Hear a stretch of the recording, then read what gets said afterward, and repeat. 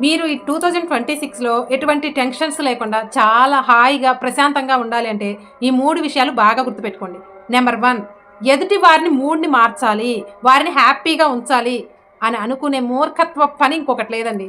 ఎందుకంటే ఎవరి మూడు, ఎవరి సిట్యుయేషన్‌లు వాళ్ళంతటికి వాళ్ళే తెచ్చుకోవాలి కానీ, మనం నెత్తిన వేసుకోవటం వల్ల మన మూడ్ కూడా మారిపోతుంది. మనకున్నటువంటి సంతోషాన్ని కూడా మనం దూరం చేసుకుంటాం. ఈ విషయం తెలుసుకోలేకనే అవతల వాళ్ళతో పాటు మనం కూడా ప్రశాంతంగా ఉండకుండా పోతున్నాం. కాపోతే మన మాటల ద్వారా, మన చేతల ద్వారా అవతల వాళ్ళని హర్ట్ చేయకుండా ఉండటం ఒక్కటే మన చేతుల్లో ఉంది. అవతల వాళ్ళని మూడ్ మార్చే ప్రయత్నం, అలాంటి బాధ్యత మాత్రం మీ నెత్తిన వేసుకోకండి. ఇక నంబర్ 2, జరిగిపోయిన వాటిని మార్చే ప్రయత్నం మాత్రం మీరసలు చేయకండి.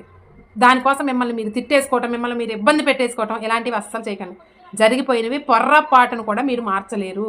కాకపోతే అలాంటి మిస్టేక్స్ ఫ్యూచర్‌లో చేయకుండా ఉండటానికి జాగ్రత్త పడండి.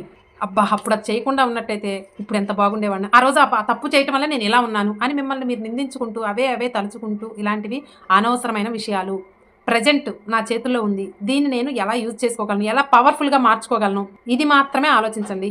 గతాన్ని మనం మార్చలేము. దాని గురించి ఆలోచించి మీ మనశ్శాంతిని దూరం చేసుకోకండి. ఇక లాస్ట్ అండ్ ఫైనల్ నంబర్ 3, అందరి మెప్పుని పొందటానికి ప్రయత్నం అంటే పీపుల్ ప్లీజింగ్ పర్సన్ అండి. వీళ్ళేం చేస్తారంటే, నేను ఈ పని చేస్తే వాళ్ళు నన్ను మెచ్చుకుంటారు. నేను ఈ పని చేస్తే వీళ్ళకి నచ్చుతాను అంటూ అందరి మెప్పు కోసం ప్రయత్నం చేస్తూ ఉంటారు చూసారా? ముందు దీని నుంచి మీరు ఎంత బయటపడితే మీరు అంత ప్రశాంతంగా ఉంటారండి. ఎందుకంటే మనం ఉంది అందరి మెప్పు కోసం కాదండి.